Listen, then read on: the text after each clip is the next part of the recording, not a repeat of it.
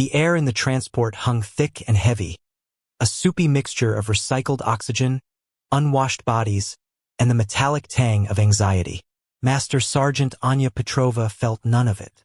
Her world had compressed to the 32 components of the M4A1 carbine laid out on a clean rag across her lap. Each piece was an old friend, the bolt carrier group, the firing pin, the familiar heft of the lower receiver. Her hands, scarred but steady, moved with an economy born of 1,000 disassemblies in places far worse than this. The low rumble of the C-130 was a constant, a monotonous hum that vibrated through the steel floor and up into her bones. She wasn't repairing her weapon. She was communing with it. It was a ritual of focus, a way to build a wall of familiar precision against the chaotic uncertainty of a new posting. The plane began its descent, the change in pressure a subtle pop in her ears. Outside the small, grimy porthole, a panorama of unrelenting browns stretched to the horizon. FOB Nightingale, a festering wound in the middle of nowhere, officially designated a stabilization zone. Anya knew what that meant. It meant the fighting wasn't over. It had just become inconveniently persistent. She clicked the last pin into place, the rifle becoming whole again under her practiced touch. A quiet, satisfying finality. The young private across from her watched, wide-eyed, having seen her strip and reassemble the weapon blindfolded twice during the flight, just to keep her hands busy. When the ramp lowered, it blasted the cabin with a furnace of heat and dust. Anya slung her rifle, grabbed her single duffel bag, and walked into the glare without squinting. The base was a chaotic organism of sandbags, HESCO barriers, and temporary structures shimmering under the oppressive sun. No one greeted her. She was just another replacement, a name on a manifest. Her orders directed her to the base armory, a squat, windowless bunker that smelled of solvent and old metal. She found the NCO in charge, a sergeant first class named Miller, who grunted at her paperwork and pointed to a vacant workbench. "You're on weapons maintenance and inventory," he said, his tone making it clear this was the bottom of the barrel. "Keep the count right and the rifles clean." Anya simply nodded, setting her bag down. This was the system she knew. You are what your papers say you are. Her file was a carefully constructed fiction of logistics posts and quartermaster duties, a sterile history for a life that had been anything but. For the next 3 days, she worked in silence. She didn't just clean the weapons that came in. She diagnosed them. A worn extractor on a saw told her a fire team was laying down heavy, unsupported fire. A loose stock on a sniper's rifle spoke of a hasty insertion. The weapons told the story of the base, and Anya was a fluent reader. The other armorers left her alone, put off by her quiet intensity. She was just the old woman in the corner, the one who moved like a ghost and worked like a machine. And that was exactly how she wanted it. On the 4th day, Colonel Madsen, the base commander, made his weekly inspection tour. He was a man who wore his authority like a suit of armor, striding through the armory with an aide trailing in his wake. He glanced over inventory logs, his eyes sharp and critical. He stopped behind Anya, who was meticulously calibrating the laser sight on a designated marksman rifle. He watched her hands for a moment, then looked at the name stitched above her pocket. "Petrova," he said, the name sounding foreign and unimportant on his tongue. Anya didn't stop her work. She simply angled her head slightly to acknowledge his presence. "Colonel." Madsen picked up a clipboard from the wall. "Your file landed on my desk this morning. Transfer from Sector Command." "Logistics," he said the word, logistics, as if it were a mild contamination.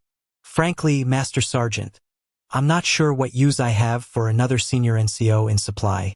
Miller has the armory handled." The dismissal was plain. He saw her age, her rank, and a file that screamed, "desk job." In his mind, she was already categorized. A bureaucratic leftover pushed to the front lines to finish out her time. "My orders were clear, sir," Anya replied, her voice low and even. She finally paused her work, turning to face him. Her eyes, a pale, steady gray, met his without deference or challenge. They simply were. "I go where I'm assigned." Indeed, Madsen's lip curled into a condescending smile. Well, you're assigned here. See that you don't get in the way of the soldiers doing the real work. He tapped the rifle on her bench. Just keep the weapons clean. Even a quartermaster should be able to handle that. He turned and walked away, his aide scribbling a note. The other armorers shifted uncomfortably, avoiding eye contact. The insult had been public, a clear marking of territory. Anya watched him go, her expression unchanged. She had been dismissed by better men than Colonel Madsen. She let his words wash over her, irrelevant noise in the calm, ordered world of her workbench. Her gaze dropped back to the rifle. The laser needed to be perfect. A millimeter of deviation here could mean meters over a distance, the difference between a suppressed target and a revealed position. Between life and death. Madsen saw a quartermaster. He saw a number in a redundant slot. He had no idea what he was looking at. Anya picked up her tool. The real work, as he called it, had a way of finding people like her, whether they wanted it to or not. The armory became her sanctuary, a fortress of quiet purpose. While others saw a dusty room filled with racks of metal, Anya saw a complex ecosystem of tolerances, stress points, and potential failures. She didn't just see a rifle. She saw the soldier who carried it. She learned the base not from maps in the command tent, but from the state of the equipment that flowed through her hands. The fine grit that clogged the actions of rifles from the Western Patrol told her the wind patterns and soil composition in that sector.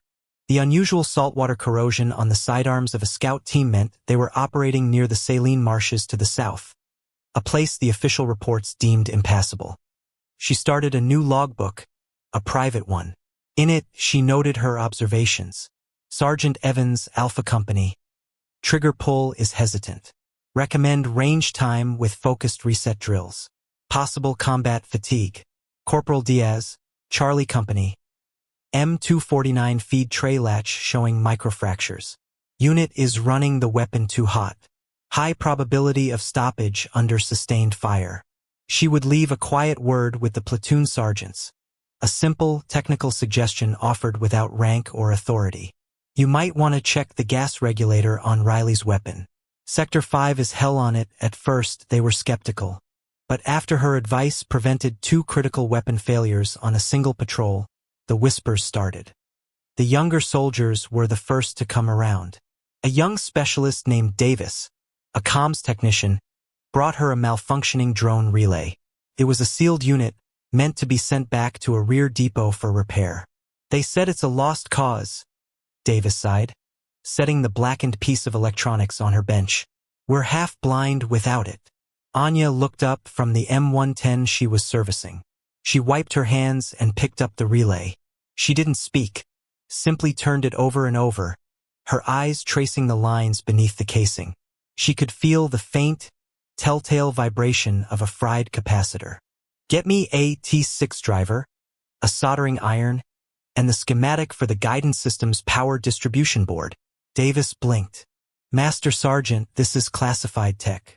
I can't just... Anya's gaze settled on him. It wasn't menacing, but it was absolute. Then you will remain half blind. An hour later, Davis watched, mesmerized, as Anya worked. Her hands moved with the delicacy of a surgeon. She had bypassed the manufacturer's seals with a thin, heated wire, desoldered the ruined capacitor, and was now fashioning a replacement from 3 smaller capacitors she had scavenged from a broken radio. It was a solution of pure battlefield ingenuity, something no manual would ever teach. She worked in a pool of focused silence, the only sound the faint hiss of the soldering iron. She wasn't just repairing a machine. She was imposing her will upon it, forcing it back into functioning order through sheer expertise. When she finished, she handed the relay back to Davis. Recalibrate your frequency hopper. The bypass creates a slight harmonic distortion. She turned back to her rifle before he could even process what she'd said. He rushed the relay back to the command center. He hooked it up, his hands trembling slightly. The drone feed, which had been dead for a week, flickered to life. It was a perfect, stable image. Colonel Madsen was in the room, overseeing a briefing. He saw the feed and turned to Davis. How did you get that working, Specialist? I found a workaround, sir. Davis stammered, unwilling to betray Anya's confidence and knowing Madsen would never believe the truth anyway. Madsen grunted, pleased with the result but incurious about the method. He saw a problem solved, not a master at work. But Davis knew, and later that day in the mess hall he told Private Riley. And Riley told his squad. The story spread, not like a wildfire, but like smoke, seeping under doors and through cracks in the chain of command. The woman in the armory, the quiet master sergeant. She was more than what her file said she was. She was something else entirely. And in the quiet observation of her workshop, Anya Petrova continued her work, cataloging the base's weaknesses, one rifle at a time, waiting for the one problem she knew solvent and a cleaning rod couldn't fix. The pressure arrived on the wind. It began as a whisper, a change in the air that Anya felt long before any official warning. The sky turned a sickly yellow-brown as a sandstorm. A haboob of biblical proportions boiled up from the south. Within an hour, visibility dropped to zero. The world beyond the Hesco barriers ceased to exist, swallowed by a roaring, scouring wall of sand. It wasn't just a weather event. It was a tactical blindfold. Inside the Tactical Operations Center, or TOC, the atmosphere was thick with tension. The storm was playing havoc with communications. The primary satellite link was unstable, its signal shredded by the electrically charged dust. Radios crackled with static, voices fading in and out like ghosts. Colonel Madsen paced the length of the room, his face a tight mask of frustration. Every soldier on the base felt it, the isolation, the vulnerability. They were an island in a sea of violent chaos. Get me a status report from the perimeter towers. Madsen barked at a harried-looking lieutenant. Tower 3 is off-net, sir. Tower 4 is intermittent. The storm is degrading the signal faster than we can boost it. Then it happened. A single, panicked voice cut through the static from an outlying patrol. Call sign Griffin 2. Contact west. Multiple. They're using the storm for cover. We're taking heavy. The transmission dissolved into a shriek of feedback, then silence. Griffin 2, report. Madsen yelled into the handset. Nothing. He slammed it down. Where is my drone overwatch? Specialist Davis, his face pale, shook his head. No good, sir. The one Master Sergeant Petrova fixed got us eyes on their last known position, but the sand is too thick for thermal or visual. And now the secondary drone, the Raven, just went offline. Complete system failure. It's not the relay this time. The whole guidance package is dead. Panic, cold and sharp, began to seep into the room. They were blind, half-deaf, and a patrol was being overrun. The junior officers and NCOs looked to Madsen for direction, for an anchor of calm in the growing storm of fear. But the colonel's composure was cracking. He was a man of plans, of order and control. The storm and the enemy had stolen all of it from him. He began issuing a flurry of contradictory orders. Scramble the QRF. No, hold them, they can't see 5 feet in front of their vehicles. Get me sector command on the burst transmitter.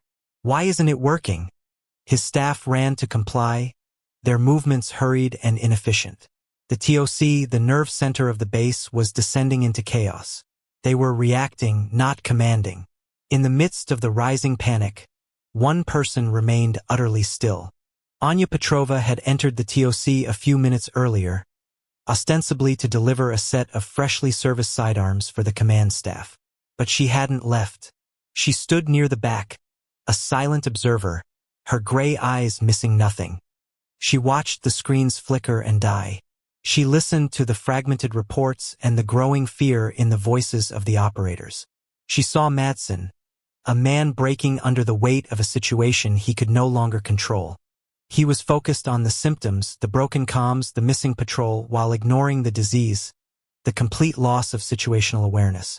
Anya felt the old, familiar calm settle over her. It was the clarity that only arrived in moments of absolute crisis. Panic was a luxury.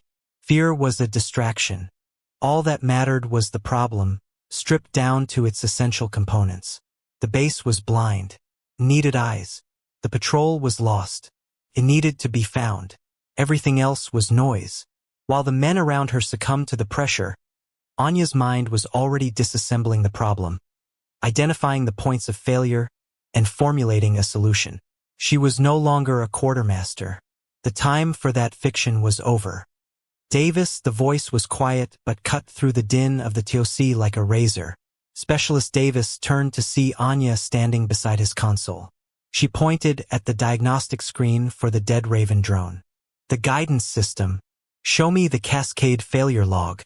Davis, flustered, typed in the command. A stream of error codes filled the screen. It's a total loss, Master Sergeant.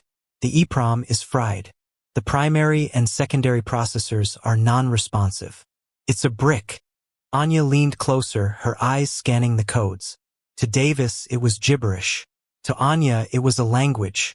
She saw the sequence, the way one system failure had triggered another in a domino effect. It wasn't random. It was surgical. This wasn't the storm, she said, her voice barely a whisper. This was an electronic attack. Targeted pulse. They didn't just wait for the storm. They used it to mask this.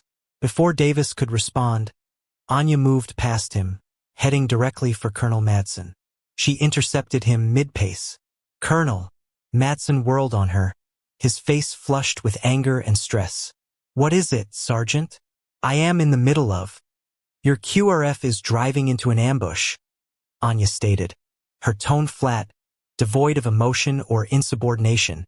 It was a statement of fact. The enemy blinded you, and now they're waiting for you to blunder out into the kill zone to rescue Griffin 2. The patrol is the bait. Madsen stared at her, momentarily speechless. And how, exactly, would a supply sergeant know that? He sneered, recovering his bluster. Anya ignored the insult. There was no time for it. The Raven drone didn't fail. It was disabled. The failure cascade is too precise. They used a high-energy microwave pulse, localized and fired from close range.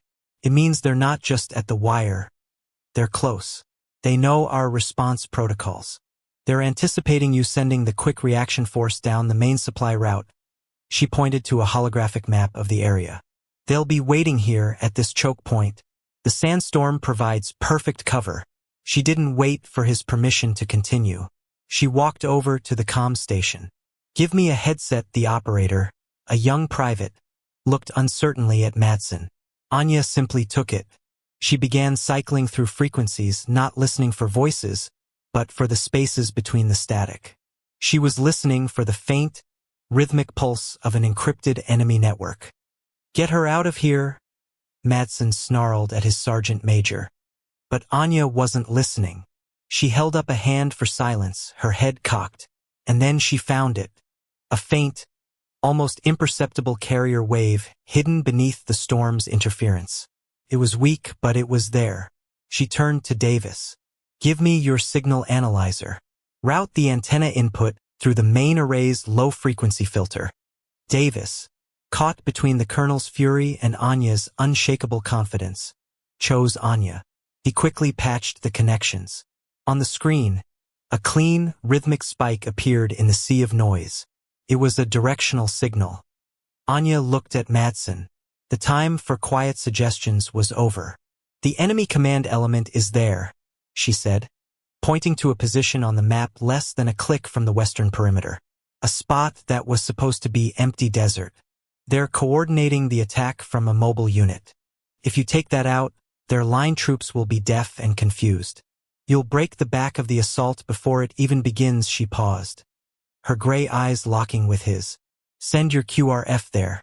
Not to the ambush. Her intervention was total, a complete appending of his authority in his own command center. She offered no apology. She simply laid out the facts, the undeniable logic of the situation, leaving him with a choice. Trust the quartermaster he'd dismissed, or trust the gut that was leading his men into a slaughter. The silence in the TOC was absolute, broken only by the howling of the wind outside. Colonel Madsen stared at Anya, his face a storm of conflicting emotions. Fury warred with a dawning, terrifying thought. What if she was right? Every instinct, every bit of his by-the-book training, screamed at him to throw her out. but the cold, hard logic in her eyes, the sheer, unshakable certainty of her assessment, gave him pause. The rhythmic pulse on the signal analyzer was undeniable proof. It was data. It was real. You're telling me to ignore a unit under fire and send my QRF on a ghost hunt based on your intuition? Matson's voice was dangerously low. It's not intuition, Colonel. It's analysis. Anya corrected him, her tone still level. Griffin 2 is bait. Sacrificing them is the enemy's primary objective, because they know you won't be able to resist the rescue. Their real target is your reaction force. The sergeant major stepped forward. Sir, standard doctrine is clear. We must attempt to relieve a unit in distress. Standard doctrine is what they're counting on. Anya shot back without looking at him. Her focus remained entirely on Madsen. It was his decision, his command, his men. For a long, agonizing moment, Madsen stood frozen. The shouts and static on the radio seemed to fade into the background. It was just him and the woman he had dismissed as a paper pusher. He looked at the frantic faces of his staff, then at the calm, impassive face of Master Sergeant Petrova. In her stillness, he found a strange and unsettling island of competence. He had seen that look before. In the eyes of Special Forces operators, he had only ever encountered in hushed briefings at Sector Command. It was the look of someone who had seen worse than this and survived. He made his decision. The words felt like sandpaper in his throat. Change of plan, he bit out, turning to his executive officer. Divert the QRF. I want them at these coordinates. He pointed to the spot Anya had indicated on the map. Full assault. I want that enemy command element wiped off the face of the earth. Then he turned back to Anya. You better be right, Master Sergeant. For your sake. You better be goddamn right. The shift in the room was immediate. The confused energy was replaced by a new, focused purpose. While the staff rushed to implement the new orders, Anya remained at the communications console. She wasn't finished. Davis, she said, her voice dropping back into a quiet, instructional tone. The enemy pulse that knocked out the Raven drone had a specific frequency signature. I need you to replicate it. Davis stared at her. Replicate it? Master Sergeant, that was a weaponized signal. I don't. You can, Anya said simply. Route the main comms emitter through a waveform generator. Isolate the core frequency I showed you on the analyzer and amplify it. Wrap it in a randomized packet shell so their filters ignore it. We're going to send it back to them. The idea was audacious. It was brilliant. Use their own weapon against them. Davis's eyes lit up with understanding. For the next 10 minutes, under Anya's quiet guidance, he worked furiously, his fingers flying across the keyboard. He was no longer just a technician, he was an instrument and she was the conductor. The younger soldiers in the TOC watched in awe. Colonel Madsen stood back, a silent, stunned observer. He was watching his entire understanding of his own base, of his own personnel, being rewritten in real time. This was not a quartermaster. This was a predator. The whispers that had been confined to the barracks and the mess hall now filled the command center. Who is she? A lieutenant murmured to another. The sergeant major just shook his head, his expression one of grudging respect. The public dismissal of Anya Petrova had been replaced by a growing public curiosity. She had taken control not by shouting or pulling rank, but by the sheer, undeniable force of her competence. The balance of power in the room had fundamentally, irrevocably shifted. The mission was a high-stakes gamble, a direct challenge to the enemy's plan. Anya knew that destroying their command node was only the first step. The base was still vulnerable, its primary communications tower a twisted wreck. Without a stable link to Sector Command, they were isolated, unable to call for air support or reinforcements. The storm was beginning to abate, the wind's howl lessening to a mournful sigh, but the tactical situation remained critical. They needed a lifeline. The microwave relay, Anya said, turning from the comms console to Madsen. The backup emitter on Ridgeback Point. It's our only chance for a stable burst transmission. Ridgeback Point was a rocky outcrop half a kilometer outside the southern perimeter, notoriously exposed. Getting there meant crossing open ground that was likely crawling with scattered enemy forces left leaderless by the strike on their command unit. It was a suicide mission. "That's a two-man job at least," the sergeant major countered, shaking his head. "And I can't spare anyone from the perimeter defense." "I only need one," Anya replied. "Davis. He knows the system. I'll get him there." Madsen looked at her, then at the young specialist. Davis, who had been an anxious wreck an hour ago, now stood taller. He met the colonel's gaze and nodded, his loyalty now completely transferred to the quiet woman beside him. Madsen hesitated for only a second. The old rules no longer applied. "Go," he said. The single word was a surrender and a promotion all at once. As Anya moved to the armory to gear up, a shadow fell over the entrance of the TOC. General Thorne, the sector commander, strode in, flanked by two of his personal guards. He had been grounded at the base by the storm during a surprise inspection tour, a fact that had amplified Madsen's stress tenfold. Now he surveyed the controlled chaos of the room, his eyes sharp and assessing. "Colonel," Thorne said, his voice a low gravel. "Report. What the hell happened here?" Madsen, flustered by the general's sudden appearance, began to stammer through a report detailing the comms failure, the ambushed patrol, and the unorthodox counterstrike he had just launched. Thorne listened, his expression unreadable. His gaze swept the room, cataloging the faces, the equipment, the tension. It was then that he saw her. Anya was checking the action on her rifle, her movements fluid and economical. She had swapped her standard-issue gear for a stripped-down plate carrier and a lightweight helmet. There was no wasted motion, no hesitation.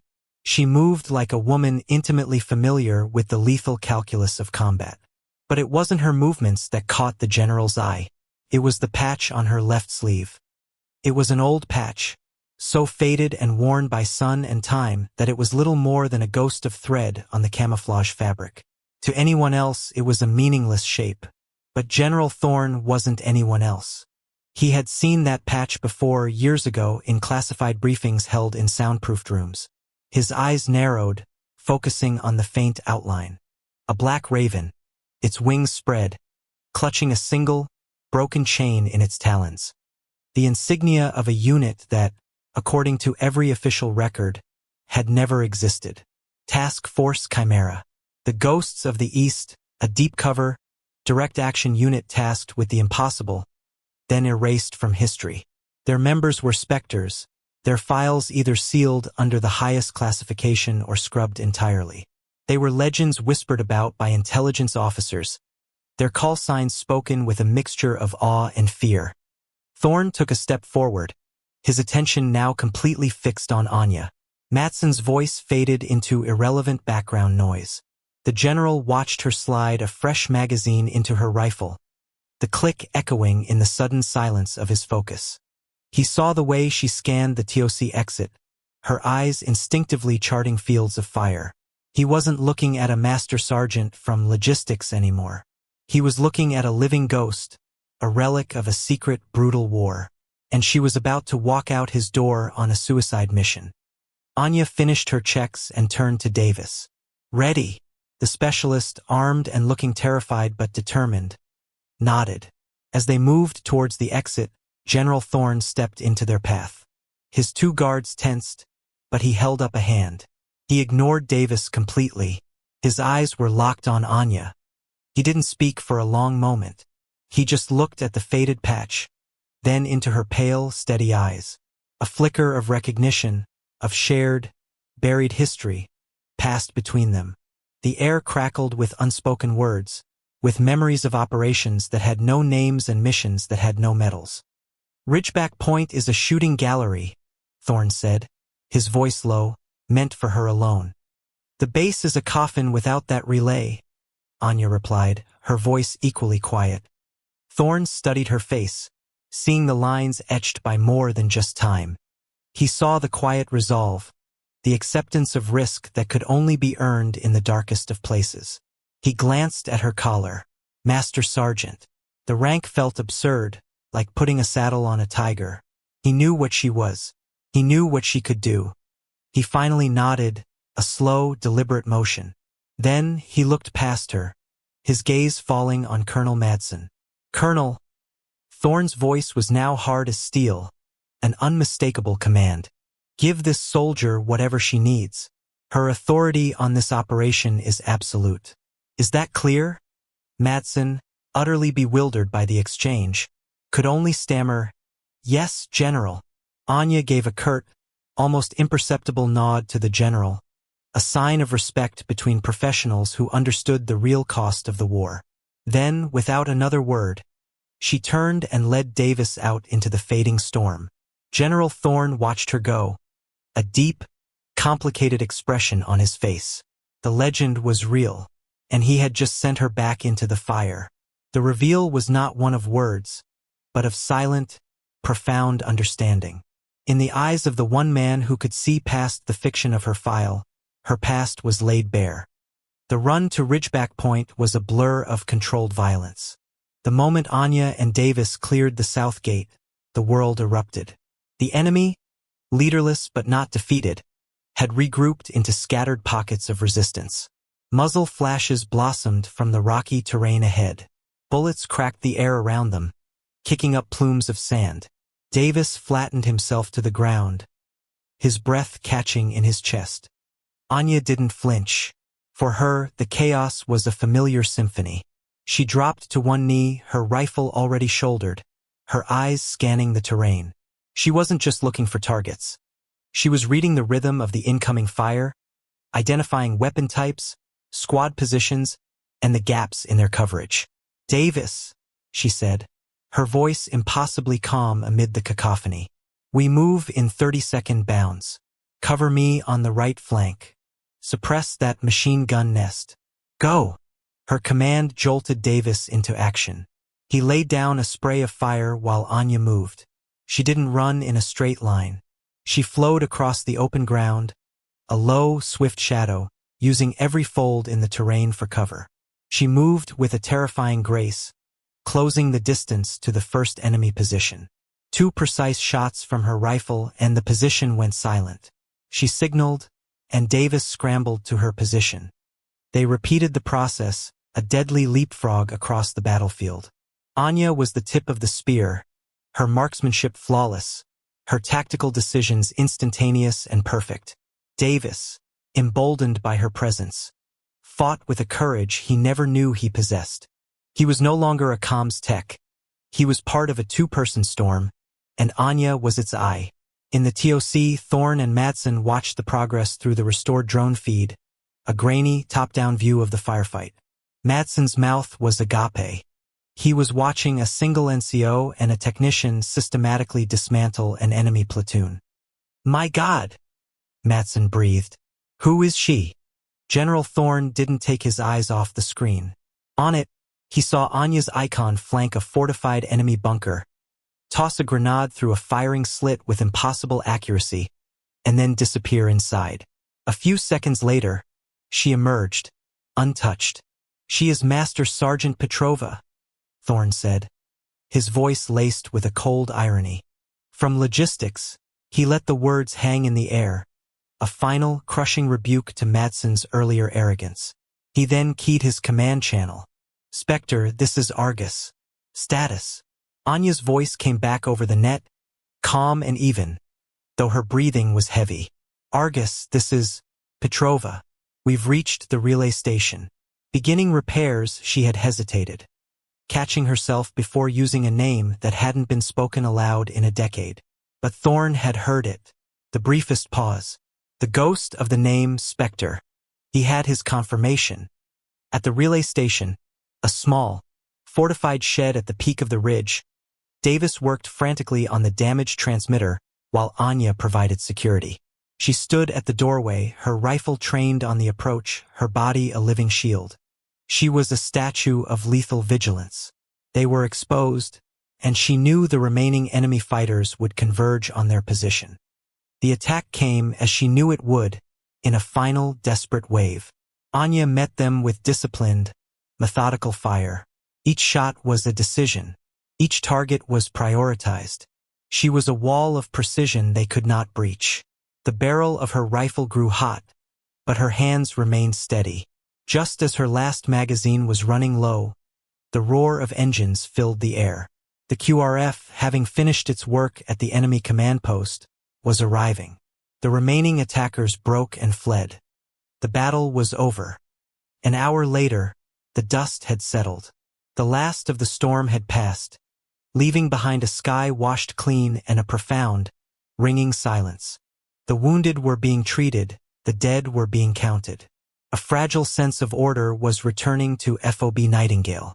Anya Petrova was not in the debriefing room. She was not accepting congratulations in the TOC. She was back in the armory. She had field-stripped her rifle on the workbench and was meticulously cleaning away the sand and carbon fouling from the firefight.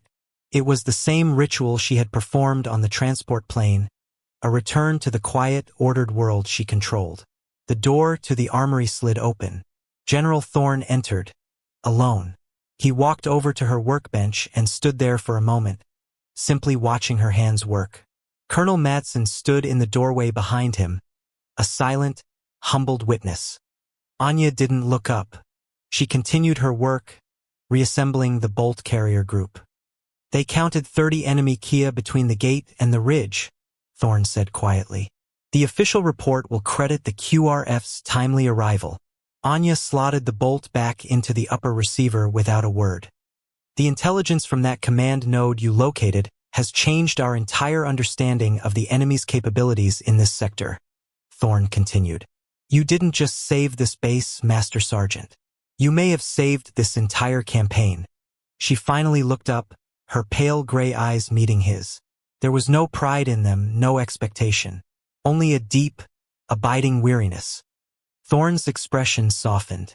He leaned forward slightly, his voice dropping so low that Madsen had to strain to hear. It's been a long time, Spectre. The call sign hung in the air. A word of power. A name from a forgotten world. Madsen's eyes widened. The pieces clicked into place with the force of a physical blow. The skill, the calm, the faded patch. Task Force Chimera. Spectre. He felt a wave of cold shame wash over him. He hadn't just dismissed a competent soldier. He had insulted a living legend. Anya's face remained a mask, but a flicker of something ancient and pained moved behind her eyes. Spectre is dead, General, she said, her voice raspy. She died in a file cabinet a decade ago. Ghosts are hard to kill, Thorne countered gently. He straightened up, his posture shifting from that of a confidant to that of a commanding general. He took a half-step back and drew himself to his full height. In the quiet of the dusty armory, surrounded by the tools of war, General Thorne rendered a slow, formal salute. It was not the perfunctory gesture of a superior officer. It was a mark of profound, absolute respect, an acknowledgement from one warrior to another. Anya, seated at her bench, slowly rose to her feet. After a moment's hesitation, she returned the salute, her movements crisp and precise.